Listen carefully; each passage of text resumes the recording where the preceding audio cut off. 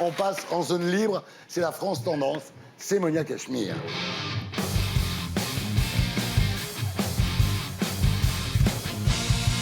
Alors, 7 ans après la révolution tunisienne, Monia Cachemire est allée prendre le pouls du pays. Elle a rencontré la personnalité préférée des Tunisiens, Rojdi Belkacemi, un homme qui utilise la danse du ventre comme acte de résistance.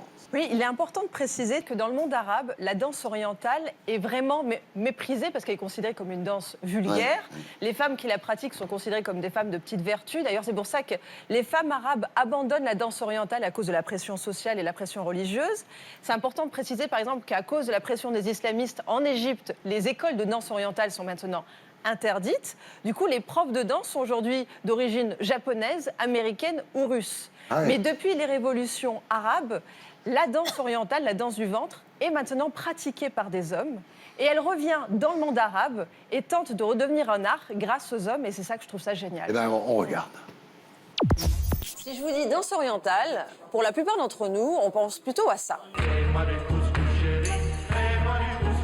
Mais heureusement, la danse orientale a beaucoup évolué. Elle est aujourd'hui aussi pratiquée par des hommes.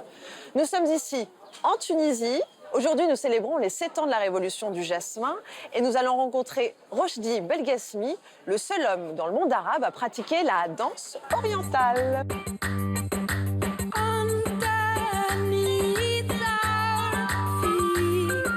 Je me considère le premier, le seul en Tunisie, même dans le monde arabe, parce qu'on est rare.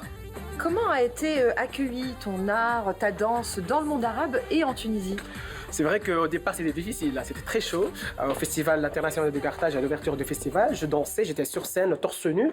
Et il y avait dans la salle quelques députés qui ont caché leur visage en regardant mon torse nu. Et c'était pour eux... C'était parce qu'ils ne voulaient pas voir, danser torse nu. En fait, c'était pour eux une atteinte à la pudeur, quelque part. Et c'est vrai que c'est une danse mal vue par la société, mal vue par les femmes, que dire par les hommes. Et donc, j'ai eu même des menaces de mort. Tu as été menacée de mort. Ah oui, j'ai eu des menaces de mort.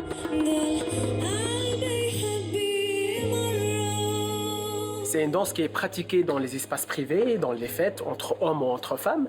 Et quand on affiche cette danse à l'extérieur, quand on passe à l'espace public, ça devient tabou.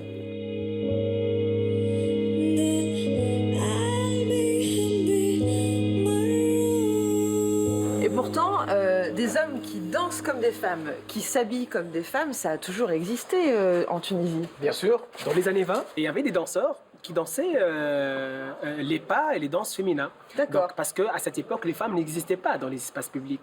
C'était des travestis qui s'habillaient comme des femmes et qui dansaient comme des femmes. C'est des drag queens, donc ils dansaient, dans les ils années 20 en chantaient. Tunisie. Oui.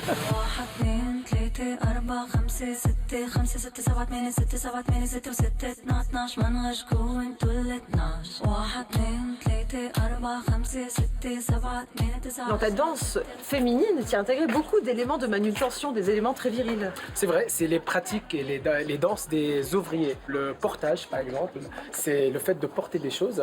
Et donc, quand ils portent, ils dansent avec. Et donc, nous, en fait, quand on porte, on va juste engager le corps, tout le corps. Donc, quand on danse comme ça, voilà. C'est un portage de maçon. Tout à fait. Il y a aussi le piochage. C'est juste, on fait comme ça, mais on va engager le passage. Attention, on va juste pousser, tu vois. Et ça fait du piochage. Voilà. Et donc, moi, ce que je fais aujourd'hui, c'est d'intégrer tous ces éléments dans ma danse féminine. C'est travailler sur ce que j'appelle, moi, les fausses frontières, en fait. Et retrouver un espace mixte qui rassemble tout le monde.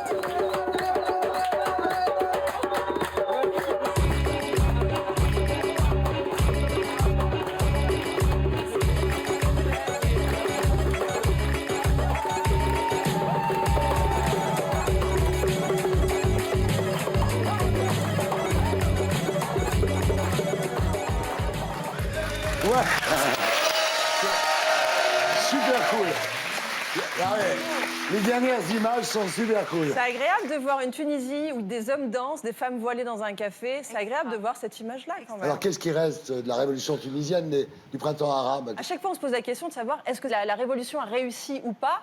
J'ai juste envie de dire que la révolution, c'est un processus. Oui. Et que d'ailleurs, même en France, après 1789, on a connu de nombreuses restaurations avant de connaître la Troisième République. Donc on arrête un peu de foutre une pression médiatique sur la Tunisie, à fantasmer pour... Alors, c'est une démocratie ou pas? C'est une démocratie en marche, Voilà. comme chez nous. Voilà. C'est bien. Question, Monia. C'est bien. Une démocratie en marche. Roselyne, ça vous a plu ce sujet? Oui, ça m'a plu, mais je me demande s'il n'y a pas une vision un peu éthérée de ce qui est en train de se passer en Tunisie, parce que la Tunisie était un pays qui avait par exemple un statut de la femme très très avancé et qui n'a pas attendu la révolution du jasmin pour avoir ce statut, et qu'on sent aussi des forces de la réaction en Tunisie. Il y a eu des tentations de remettre en cause ce statut, d'intégrer des principes de la charia dans les textes fondateurs. On ne peut pas faire comme si ces forces-là n'étaient pas, hélas, à l'œuvre en Tunisie. Et il n'y a pas que ce mouvement. C'est un peu angéliste, vous trouvez, ce qu'elle a dit, quoi. Il n'y a pas que ce mouvement qui existe en Tunisie et qui ne paraît toucher que quelques milieux, comment dirais-je, privilégiés. Je peux me permettre de répondre. En fait, j'y étais pendant justement l'anniversaire de la Révolution. Je suis d'accord avec vous sur le début, parce qu'on avait en fait tout le mouvement Ennahda qui était au pouvoir. Mais aujourd'hui, ça a beaucoup changé. La preuve dans les images, je vous montre, c'est une jeunesse populaire. Dans les cafés, on a des femmes voilées, des femmes non voilées, des hommes qui dansent, des femmes qui dansent. La société a énormément changé et elle change encore. Mais aujourd'hui, quand on lit la presse française, on a beaucoup de fantasmes sur la Tunisie parce que ça a été le premier pays à faire sa révolution. Et le dernier. Et voilà, oui. Franz. Alors moi j'ai adoré ton sujet parce qu'il est plein de joie et je retrouve ce Maghreb que j'ai tant aimé quand j'avais 20 ans. Ça a bien changé depuis. Hein. C'est vrai qu'il y a 20 ans, c'était de la folie. Il y avait un climat de liberté. Fini.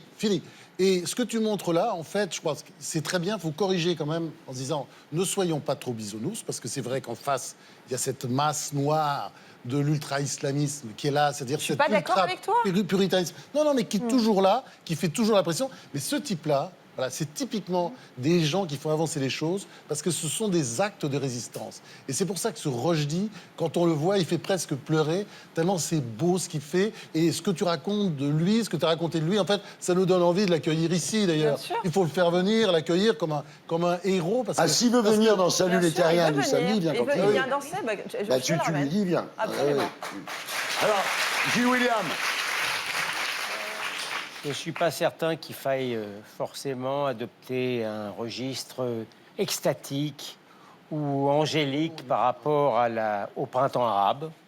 Il est très bien ce type, mais une hirondelle ne fait pas le printemps, même pas le printemps arabe, et ça n'est pas la marque non plus de la liberté. Moi, je suis allé en Turquie il y a une dizaine d'années. Le plus grand chanteur de Turquie, celui qui est adulé par toute la société turque, c'est un hermaphrodite. C'est pas pour ça que la société turque, elle est d'une liberté formidable. Il fait partie des personnalités préférées des strictement rien dire. Et je vais ajouter, ajouter, je vais encore aggraver mon cas. Vas-y, aggrave.